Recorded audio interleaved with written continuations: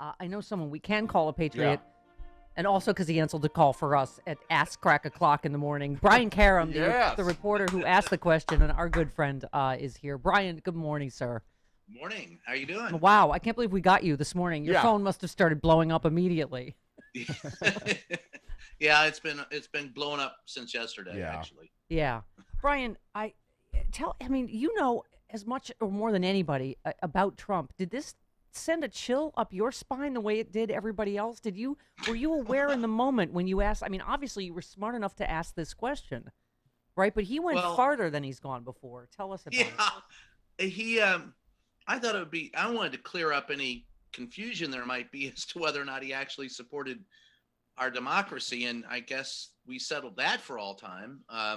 I thought it would be a very simple question. It's not one of the harder questions to ask. It's very simple. Do you support the Constitution? Do you support the rule of law? He always tweets out law and order. Well, this is the very, essence of law and order, the peaceful transition between one presidency and another. So win, lose, or draw. And I asked it that way because I knew if I said just if you lose, he would go into a froth. But I considered this question for a while. I knew how I needed to phrase it to get him to answer it. I was surprised he called on me first. I'll say I was too. I was like, he called on Brian. I almost double clutched on that. I was like, what, me? Okay. So for you to be Strap in, ready, big boy, here we go. Yeah. so for you to be ready and with that question was pretty. So I had that one preloaded, and I was ready to fire it out. And I thought it's a very simple question. Of course you support the peaceful transfer of power, but no, he doesn't. And the only way he's going to peacefully support anything is if he wins. And that's quite sobering. Yeah. Brian, were you aware in the moment? Do you think other reporters in the room in the moment were aware of as everyone calls it now, the bright red line he crossed? Because you knew that he was going to say what he says about every single subject that, We'll see what happens. Yeah. He's said that before. He said that part before, right? Yeah. He has been asked before, will you commit to honor the election result? But the part that he crossed is, again, this with the phony ballots, and you know it, Brian, and I know it, and everybody knows and it. I said, I don't know that. We don't know that. That's what he got upset about, too. That's when he cut me off the second part of the question when I was going to ask him if he owed anybody in Russia money because of the way he's acted with Russia. But I'll get that one in. Yeah. But I think in the moment I was aware that it I knew it was an important question, and I was aware in the moment that his answer was dubious and less than honest. But upon sober reflection, just the weight of what he said, you have to kind of sit back and listen to it. And in the moment, you're so concerned about making sure that he understands and gets the question. And I wanted it to be as succinctly enunciated as possible. So I try to be as blunt so there's no waffling. There's no wishy-washy, part of this question. Are you going to support a peaceful transfer of power? And that's putting it to him like that, I think also doesn't give him a chance to cut you off. He's a president you have to ask questions to in 15 words or less, or he's going to come after you and cut you off at some point in time. And you just can't allow that to happen. What for those of you that have been in a cave? Let's just listen to this again, because honestly, Brian, you are going to be in the history book. I mean, you are already, but you're going to be in the history books. This was a moment in time in our democracy. This was yesterday, in case you missed it. And Brian Karem.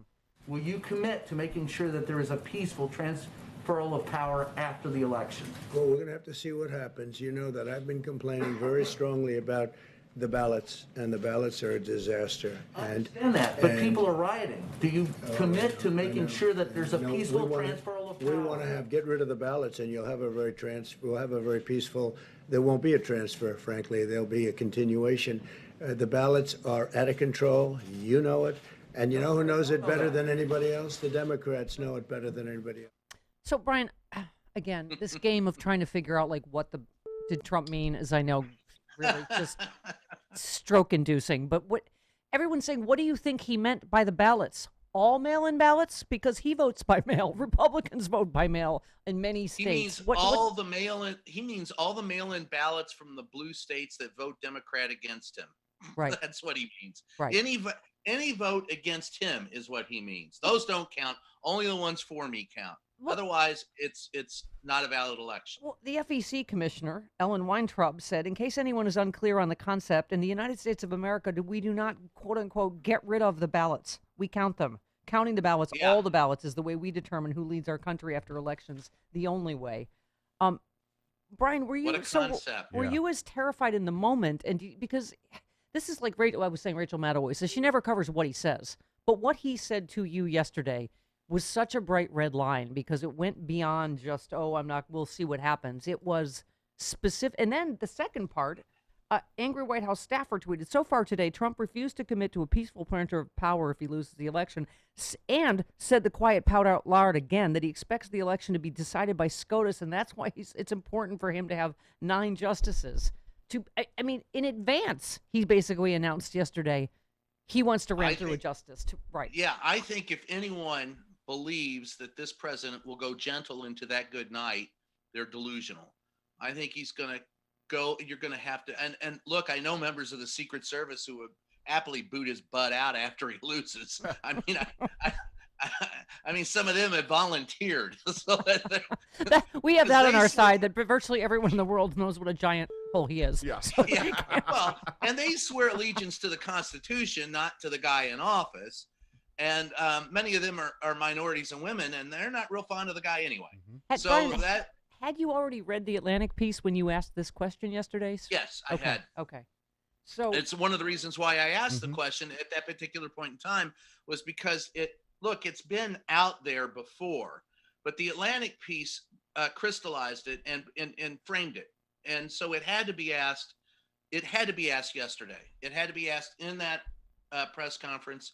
It was the only question, quite honestly, other than the Russian question.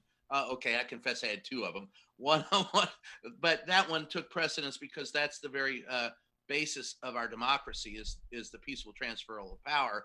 And whether or not he's beholden to Putin or oligarchs in Russia is important. But I opted for the first one because I thought it was more universal. Yeah. Brian, have you heard anything about any reaction from Republicans, from the White House? Is there any sense that this time is different? That this is really a existential threat to our democracy? No, I disagree. I don't think it's an existential threat. I think it's a literal. Yeah, I'm sorry. Yes, I'm sorry.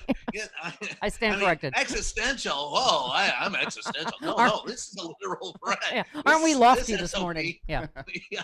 This SOB wants to scuttle the democracy. And yeah, I know a lot of Republicans who were upset with him. And, there's the Lincoln Project. There's former communications director Anthony Scaramucci. There's Jeff Flake. There are a lot of people. Now, it's the ones in office that you have to wonder, are they going to do anything about him?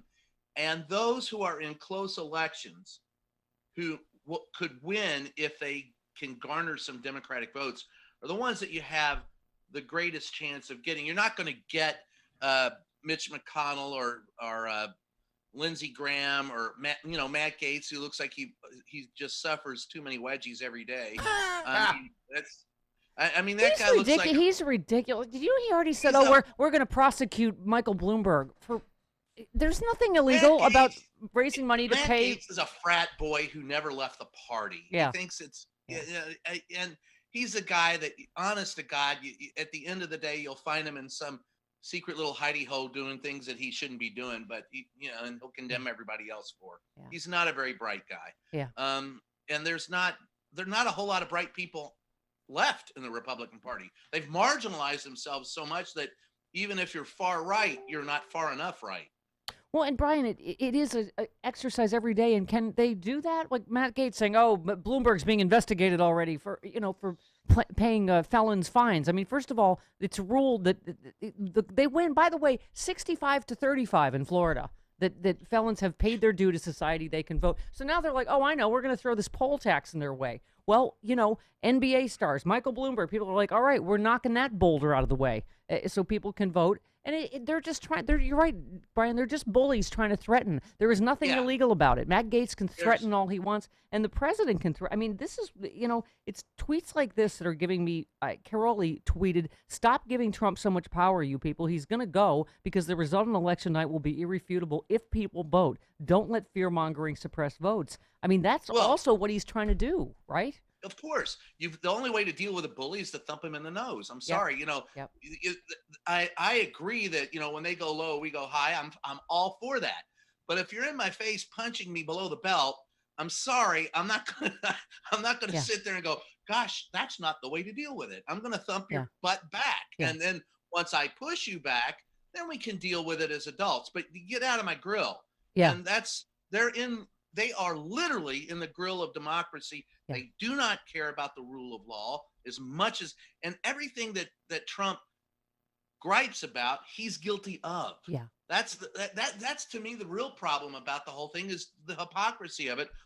When he tweets out law and order, I asked last week Kayleigh McEnany, I said, how can you continue to call this man the president of law and order when he's always breaking the law? Ah, And I heard that. that drives him nuts. Yeah. God love I you. don't know. It's out of all my years as a reporter, this is without a doubt unprecedented, the worst, bar none. Yeah. It's so funny you said that about fighting, Brian. I literally, I mean, I know all the dreams are haunted with all this. I physically had the feeling of punching last night. Like, I literally, no, but seriously, we have to, like, if you thought this Supreme Court thing could get any more hypercharged after yesterday, I had the physically, like, you're right. We just have to keep punching the bully with all our might every day. Until and I'm a after the stubborn election, SOB, obviously. so I'm not going anywhere. I Yeah. mean, Yeah. they have tried to kick me out of that room. They have fought me tooth and nail being there. I'm Yeah. still there. I'm Yeah. still going to do my job, and if they don't like it, tough. That's what I'm. Yeah, and I don't care that OAN is in the room. I don't care Right. if Breitbart is in the room. Right. Doesn't matter to me who's in that room. Just don't keep me out. Because if I'm in the room, you're going to answer my damn questions, and I'm going to ask them, and that's that. Yeah. Yeah. No, I heard you yell that at Kayleigh last week because hilarious that she started by saying, "I'll never lie to you." She's lied about That's all she ever everything does. Yeah. every single day, right? I mean, That it's, was the first lie out of her mouth when she said, "I'll never lie to you." And Yeah. then it's been, and look, those press briefings with her are nothing more than high school pep rallies. Yeah. It starts out with a 10-minute rah rah rah sis boom ba. We're great. We're great. You suck. Rah rah rah. Then she calls on the very limited press corps that's left in the room, many of them young and inexperienced, and then she'll kick it back to OAN for one question, and then she'll close with another. You all suck. We're great. I mean, why do I want to watch? She said on a video loop. Why would I want to watch Nancy Pelosi getting a haircut? What the hell does that have to do with the White House? What's that got to do with policy? Oh, yeah. What's that got to do with the president? I mean, are you jealous that Nancy got a better haircut than you? Oh my God, I don't it understand. is. It's like what the hell's that got to do with anything? right. It's an episode of Mean Girls, like every day with Kayleigh. It's really. And we're so upset, and the press sucks, and we're great. And I'm just like, you people have no clue what it is you're supposed to be doing. I would love to ask a policy question. I would love very much for them to answer what it is that they're doing. And I really don't need to hear how we suck, how the Democrats suck, how everybody's anti-American. If you want to sit there and whine and cry like that, go sit on the front lawn with your crying towel and get it over with. But the rest of us have to lead a life, and there's a country, and we're kind of expecting the president of the United States to kind of, I don't know, lead.